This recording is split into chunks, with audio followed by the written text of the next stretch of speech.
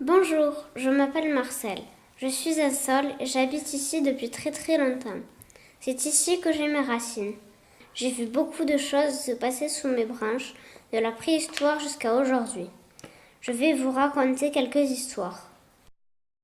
Il y a fort longtemps, je m'étais installée auprès d'une grotte et voici comment j'ai rencontré ses premiers habitants. Agou est un enfant sauvage qui vit au temps de la préhistoire.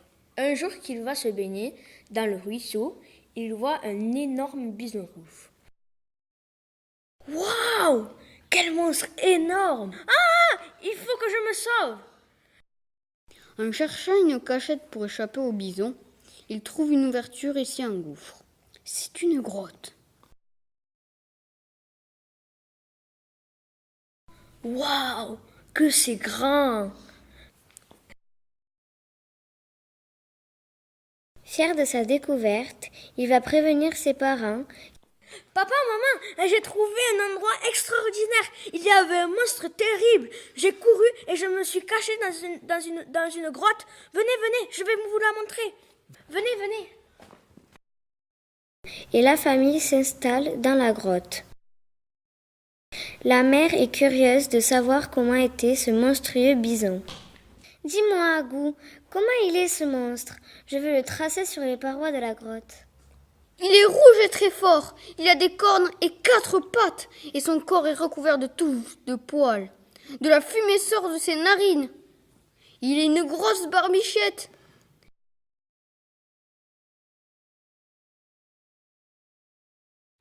Au temps gallo-romain, un riche consul et sa famille vivaient près d'ici. Et par une belle journée, nous sommes au temps des gallo-romains, dans le village de Marsoulas, où vit une famille de riches. Athéna, ma fille, c'est aujourd'hui ton anniversaire.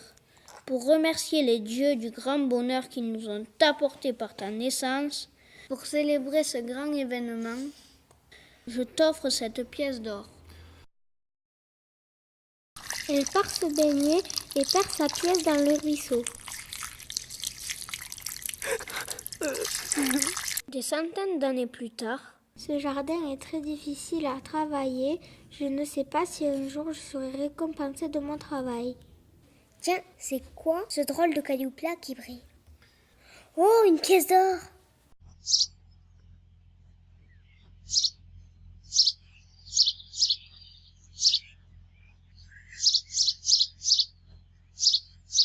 C'était vraiment fatigant toutes ces batailles au Moyen Âge, mais une bien particulière a eu lieu dans des villages alentours. Au Moyen Âge, une seigneuresse, Jeanne de Cérizol, régnait sur la région. Les seigneurs du château d'Aurignac s'y opposaient. Elle m'énerve, celle-là. Elle se prend pour qui? Elle passe son temps à faire sa maline et à parader sur son cheval. Une femme ne comprend rien aux affaires du pouvoir. Elle va être surprise face à mon armée. Un seigneur de Saint-Martory décida de se battre auprès de Jeanne pour que ses droits soient reconnus. Dame Jeanne de Cérizol, le seigneur d'Aurignac vous ayant déclaré la guerre, je vous offre mon bras et mon épée, ainsi que mon armée, pour venger votre honneur et corriger cette prudence. Il y eut une bataille.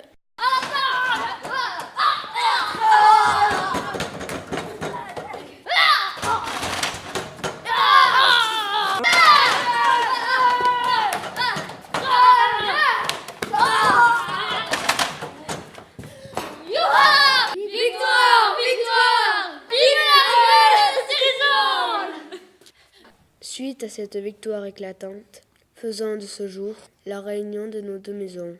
Jeanne, voulez-vous m'épouser? Ils vécurent heureux et eurent beaucoup d'enfants.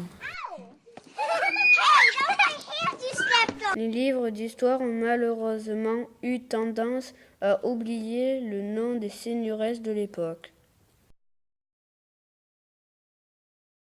J'étais là lorsque l'école s'est construite et je me suis retrouvée dans sa cour. J'en ai vu défiler des enfants, mais je me souviens bien d'un des premiers. Jean est un petit garçon qui est né à Marsoulas au XIXe siècle. Il a toujours aidé ses parents au champ où il travaille chaque jour, été comme hiver. Cette année, la nouvelle est tombée. Une école va ouvrir au village. Jean va découvrir l'école et son instituteur. Le premier jour d'école est passé et ses parents sont impatients d'écouter Jean. J'ai passé une journée incroyable. Quand je suis arrivée à l'école, il y avait plein d'autres enfants.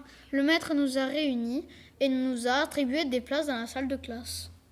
Il nous a raconté tout ce que l'on allait apprendre. Regardez, j'ai déjà appris à écrire mon nom. Et après, je pourrai vous apprendre aussi. Jean leur raconte ses nouveaux amis qu'il apprendra à lire, à compter, comment cela pourra aider ses parents qui, eux, n'ont jamais été à l'école. Mais ce qui a le plus impressionné Jean, c'est la carte du monde dans la classe. Oh, c'est immense! Que le monde est vaste! Tant de beauté et de richesse dans ce monde. Un jour, j'irai voir les pyramides en Égypte, la muraille de Chine et même la tour Eiffel. Ensuite, j'irai faire un tour au Mexique et je passerai par l'Afrique. Le monde, prépare-toi, j'arrive.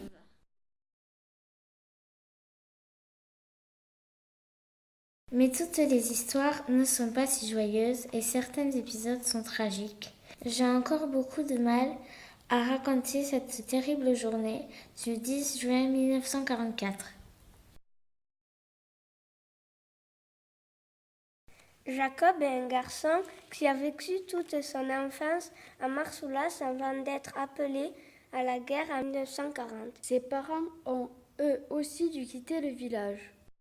Après la guerre, Jacob décide de retourner à Marsoulas, ce qu'il voit le désole. Il retrouve Josette, la voisine, si gentille avec lui lorsqu'il était petit.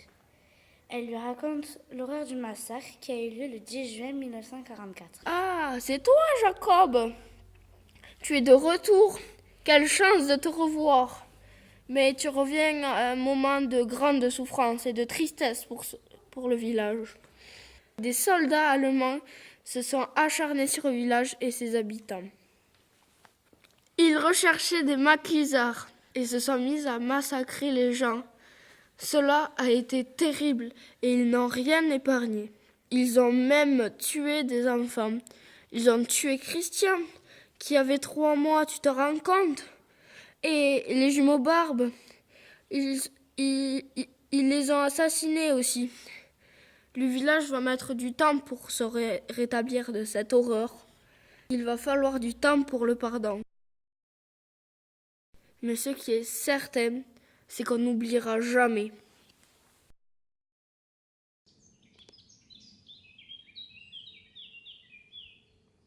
Célébration de la vie. Sous les chauds rayons du soleil, tu avales les paroles du savoir, tu parles aux abeilles, et sur le tronc d'un arbre, tu poses ton regard. Dans ta tête, les mots virevoltent.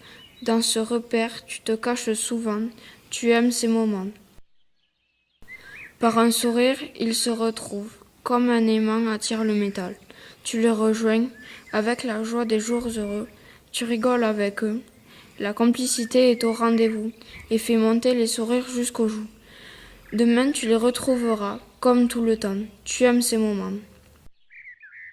Le ballon géant, incendié, disparaît derrière les collines. Les chantres nichés en haut des sapins ont arrêté de jouer de la mandoline. Tu installes ton cocon sur l'herbe, que l'ombre inonde. Perché sur la montagne, tu domines le monde. Les étoiles illuminent le ciel, comme les réverbères éclairent la ville. Tu aimes ces moments.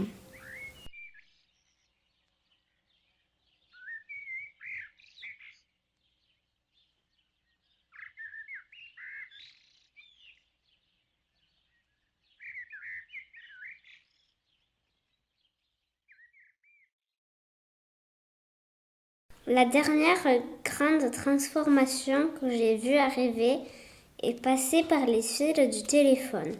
Depuis l'arrivée d'Internet, le village est connecté au monde. Dans les années 2000, Julia et Lisa sont 2 meilleures amies qui habitent à Marsoulas. L'une d'elles vient d'avoir un ordinateur pour toute sa famille. L'ordinateur est sorti de son carton et installé sous les yeux brillants des 2 jeunes filles. Ce nouvel ordinateur est incroyable. Il dispose de nombreuses fonctions et les couleurs de l'écran sont fantastiques. J'ai lu dans un magazine informatique qu'une nouvelle fonction va être bientôt disponible. À l'aide d'un modem, on peut se connecter à l'Internet.